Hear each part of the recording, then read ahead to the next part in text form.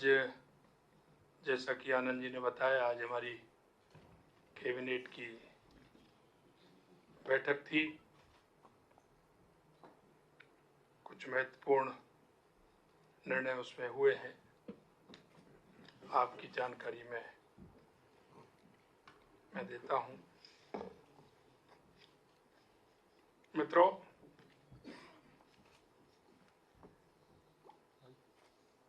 सबसे पहले तो राजस्थान में बार बार बात आती थी पेट्रोल डीजल को लेकर के। आज हमने 2 कायदे इसमें किए हैं। राजस्थान के अंदर डीजल पेट्रोल के अंदर विसंगतियां थी।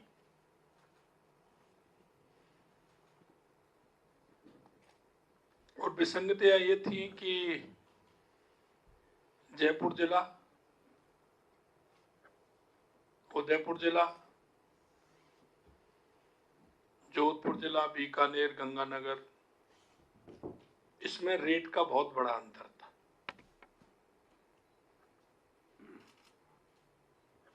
राजस्थान में डीजल में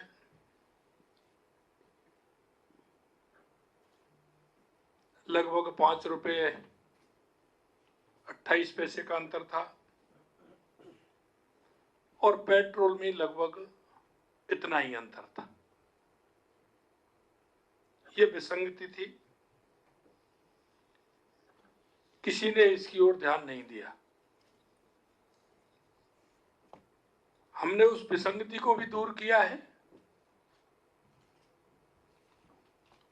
और वेट की दर में 2% हमने कमी की है।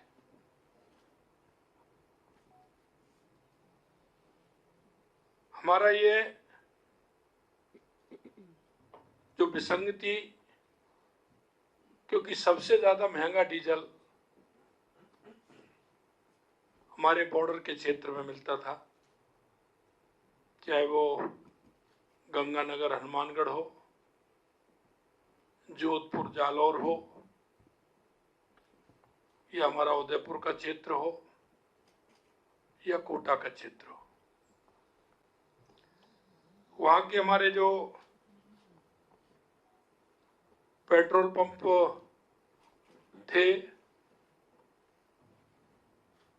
क्योंकि डीजल दूसरे प्रदेश से लाते थे तो उनकी भी सेल कम थी, तो हमने इसे देखते हुए और महंगाई से राहत देने के लिए हमने जिस तरह से सिलेंडर हमने 450 रुपए में किया था, वही मोदी जी की गारंटी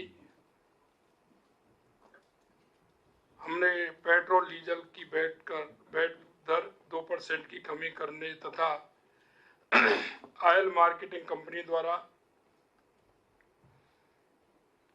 युक्ति संगत करने के फलस्वरूप प्रदेश में पेट्रोल में 1 रुपये 40 पैसे से लेकर के 5 रुपये 30 पैसे तक कम होगा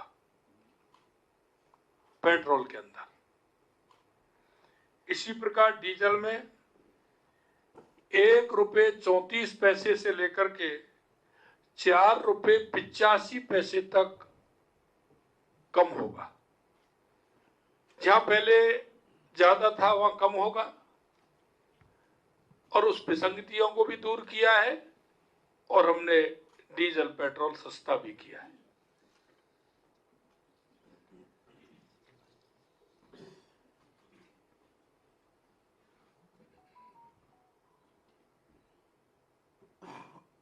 डीजल की और पेट्रोल की दोनों में हमने इसमें कम किया है। दूसरा मैं कहना चाहता हूं कि हमारी केंद्र सरकार के कर्मचारियों के अनुरूप हमने 4% महंगाई भत्ते की बढ़ोतरी की है। इसमें 1 जनवरी 2024 से 50% महंगाई भत्ता देय होगा।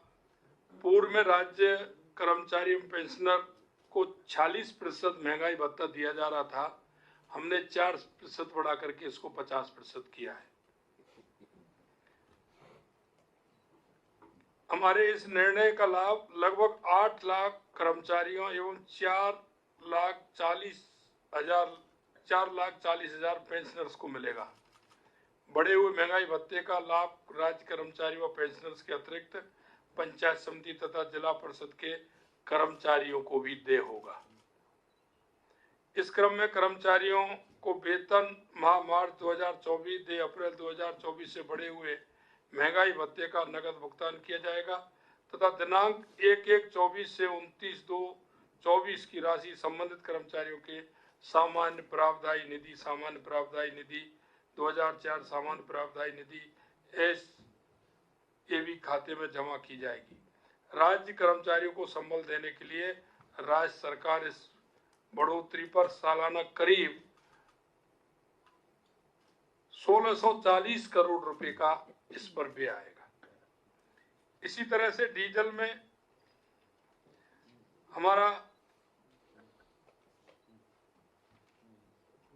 जो है कल 15 तारीख से सुबह 6 बजे पेट्रोल डीजल की रेट कम हो जाएगी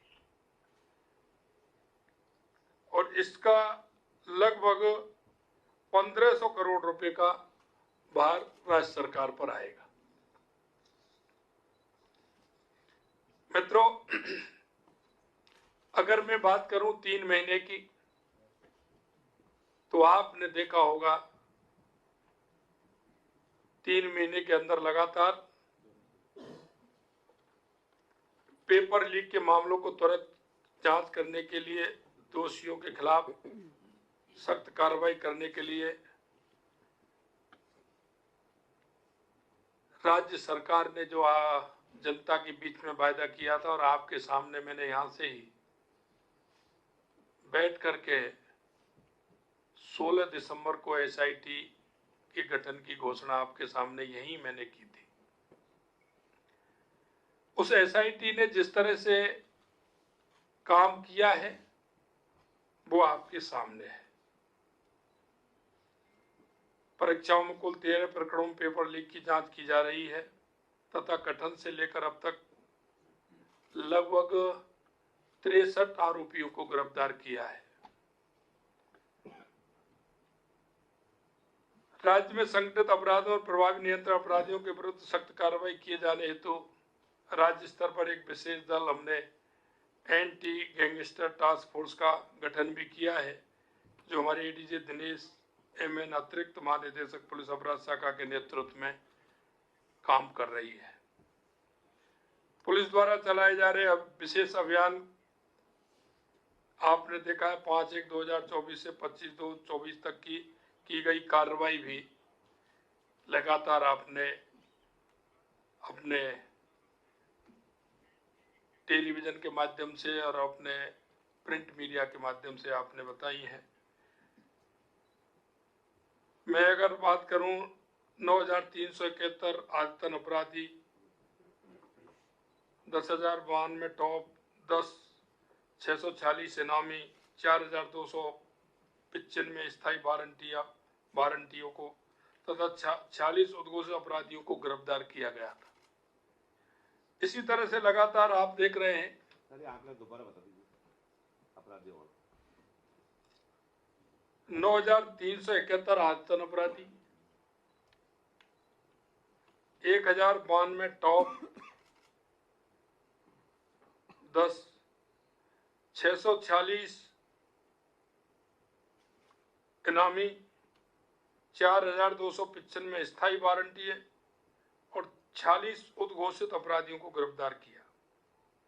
अवैध बजरी खनन के 602 प्रकरण दर्ज कर 420 व्यक्तियों को गिरफ्तार किया एवं 45,893 टन अवैध बजरी जब्त की गई। अवैध शराब के 3118 प्रकरण दर्ज किए, 2921 व्यक्तियों को गिरफ्तार एवं 2.40 लाख लीटर अवैध शराब जब्त की गई। इसी तरह मादक पदार्थों के विरुद्ध 619 प्रकरण दर्ज कर 732 व्यक्तियों को गिरफ्तार किया।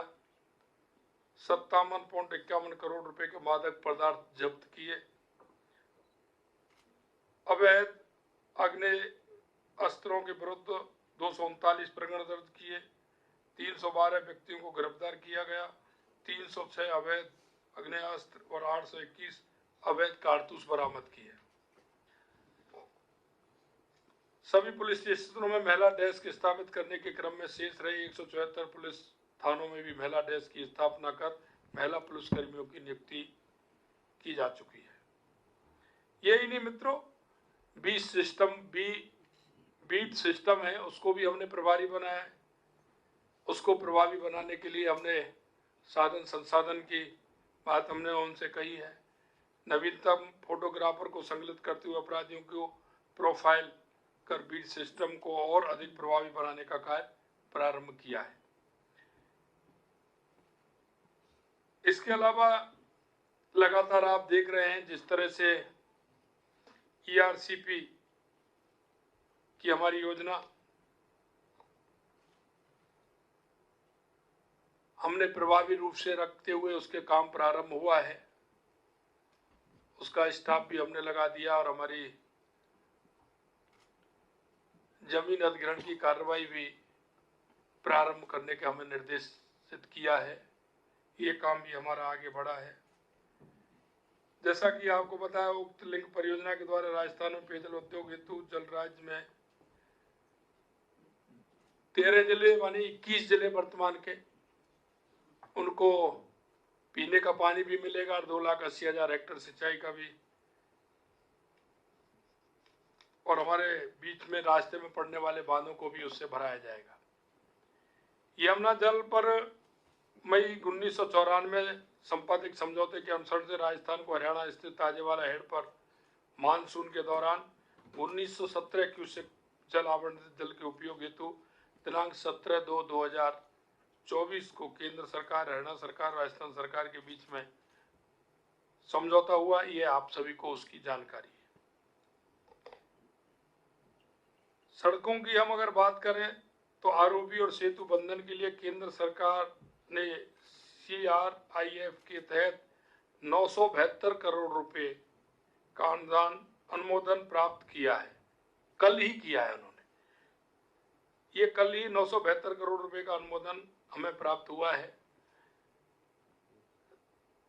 राष्ट्रीय राजमार्गों की लागत राशि 840 करोड़ की स्वीकृति एवं निविदा जारी की गई है।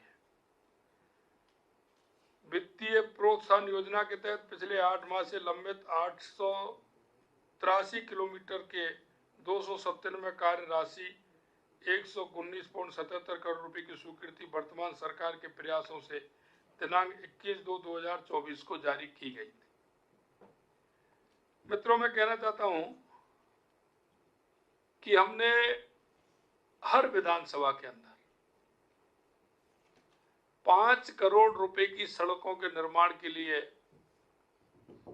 हमने स्वीकृति प्रदान की है। हर विधानसभा में 5 करोड़ रुपए की सड़कों की स्वीकृति हमने प्रदान की है। यही नहीं, 3 करोड़ रुपए की राशि हमने अस्पताल, विद्यालय, सामुदायिक भवन, इस तरह के जो कार्य हैं, पशु औषधालय, इसके लिए हमने 3 करोड़ रुपए, जहाँ जर्जर हैं, बना हुआ नहीं है, उसके लिए हर विधानसभा में हमने 3-3 करोड़ रुपए आवंटित किए। उनकी भी हमने स्वीकृति राशि की है। आप देख रहे हैं जिस तरह से बिजली के क्षेत्र में हमने 1,60,000 करोड़ का MOU किया है। उसके अलावा आज भी हमने